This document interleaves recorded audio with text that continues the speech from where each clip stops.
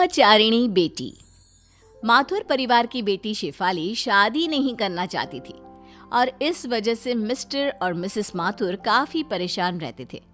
उन्होंने कई बार अपनी बेटी शेफाली से इस बारे में बात करने की कोशिश की, लेकिन शेफाली हर बार ये कहकर बात को टाल देती थी कि उसे शादी करने में बिल्कुल भी इंटरेस्ट नहीं है। शेफाली का एक भाई भी था, उसका नाम था विशाल।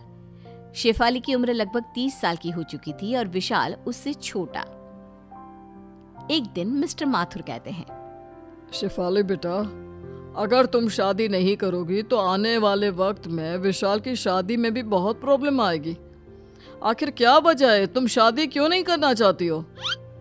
पापा, अब मेरी जॉब लग चुकी है और कॉलेज के टाइम में भी मुझे कोई पसंद नहीं था।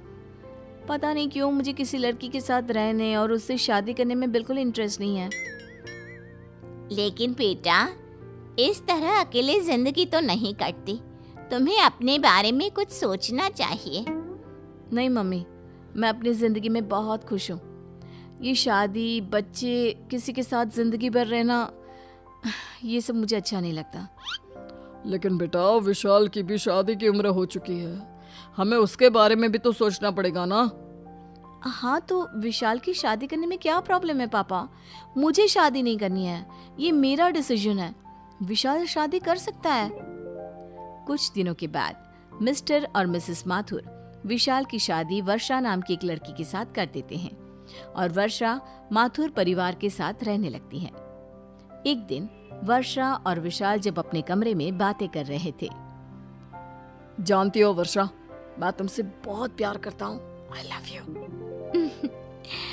मैं भी तुमसे बहुत प्यार करती हूँ और हमेशा तुम्हारे पास रहना चाहती हूँ विशाल।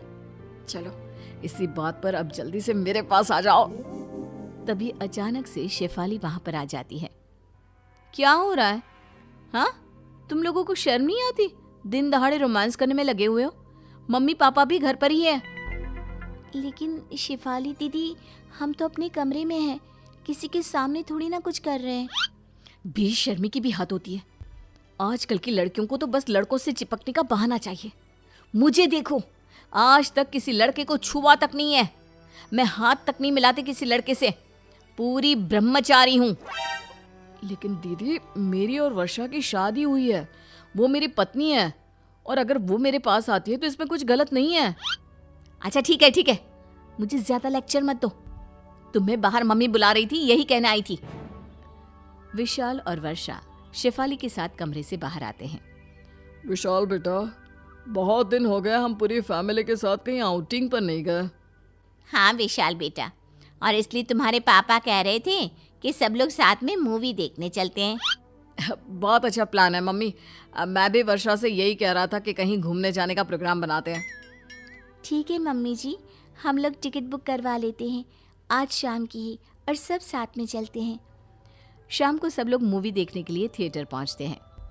वर्षा और विशाल एक दूसरे के पास वाली सीट पर जैसे ही बैठने की कोशिश करते हैं। हटो तुम दोनों यहाँ से, यहाँ तुम दोनों के बीच वाली सीट पर मैं बैठूंगी। अरे शेफाली, ये क्या कर रही हो? उनकी नई नई शादी हुई है, उन्हें साथ में बैठने दो।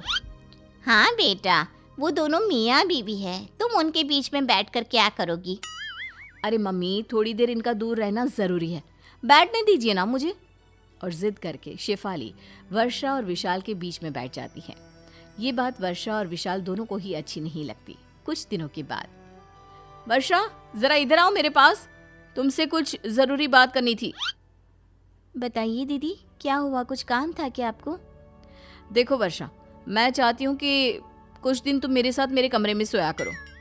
लेकिन दीदी, वर्षा आपके कमरे में सोकर क्या करेगी? क्यों? तुमसे 2 दिन भी अपनी बीवी से दूर नहीं रहा जाता क्या? बेटा, विशाल सही तो कह रहा है, और वर्षा को तुम्हारे कमरे में सोने की क्या जरूरत है? बस ऐसे ही मम्मी, मैं चाहती हूँ कि कुछ दिन वो मेरे साथ रहे, मुझसे बातें करे। अगर 1-2 दिन मेरे कमरे में सो लेगी तो क्या बिगड़ जाएगा? बेटा, उनकी अभी अभी नई नई शादी हुई है, तुम तो कुछ भी नहीं समझती हो।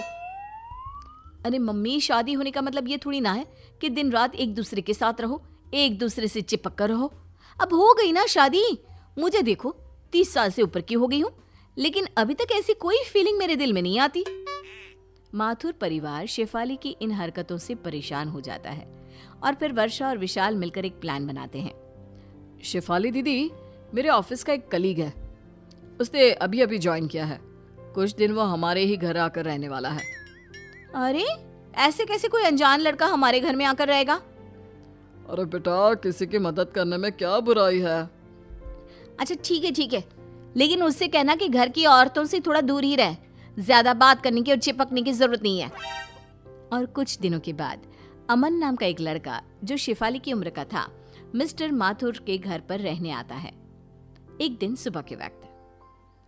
वैसे शेफाली जी, शायद आपसे किसी ने कहा नहीं, लेकिन आप दिखने में बहुत खूबसूरत हैं।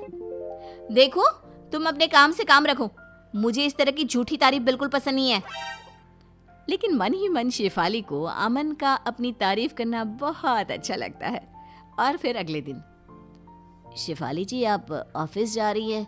मैं भी उधर ही जा रहा था, चलिए मैं आपको छोड़ देता हूँ। अरे नहीं, मैं अकेले चली जाऊंगी। मैं किसी लड़के के साथ घर से बाहर जाना पसंद नहीं करती। अरे कोई बात नहीं, एक ही रास्ते पर जा रहे हैं, इसमें क्या हुआ, चलिए बैठ जाइए। वो चलो ठीक है। शेफाली अमन के साथ चली जाती है। एक दिन ऑफिस से आने के बाद, माँ मेरी तबीयत ठीक नहीं है, मैं अपने कमरे में आराम करने जा रही हूँ, आप प्लीज़ मेरे लिए कॉफ़ी बना दो, बहुत सर दर्द हो रहा है। बेटा, मुझे तो अपनी किटी पार्टी में जाना है, बहुत ज़रूरी है, और तेरे पापा भी अपने दोस्तों से मिलने के लिए गए हुए हैं। कोई बात नहीं माँ, वर्षा से कह दो, वो मेरे लिए कॉफ़ी बना देगी। वर्षा शॉपिंग पर गई है विशाल के साथ, बेटा तुम खुद बना लो ना। इतना कहकर मिसेस माथुर वहां से चली जाती हैं। वर्षा के सर में जरा सा दर्द होता है तो विशाल कैसे लपक कर उसके लिए दवाई लेकर आता है, उसके लिए चाय बनाता है।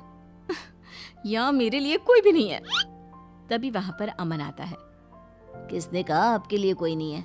आप आराम करिए, मैं अभी आपके लिए कॉफ़ी और आपकी दवाई दोनों लेकर आता हूँ। Thank you so much. थोड़ी देर बाद अमन शेफाली को दवाई देता है और अपने हाथों की बनी कॉफ़ी भी पिलाता है। वैसे शेफाली जी, आप गलत सोचती है। देखिए, लड़के उतने बुरे भी नहीं होते, और अगर जिंदगी में एक लाइफ पार्टनर हो तो जिंदगी आसान हो जाती है। ठीक कहते हो, तुम्हारे आने के बाद मुझे भी ऐसा ही लगने लगा है। लगता है मुझे भी अब अपनी जिंदगी के बारे में कुछ सोचना चाहिए। अगर आप बुरा न माने तो एक बात कहूँ, मैं आपके साथ पूरी जिंदगी बिताने को तैयार हूँ। अमन की बात सुनकर शेफाली खुश हो जाती है और रात को जब मिस्टर और मिसेस माथुर घर आते हैं, माँ पापा, मुझे आपसे एक जरूरी बात करनी थी।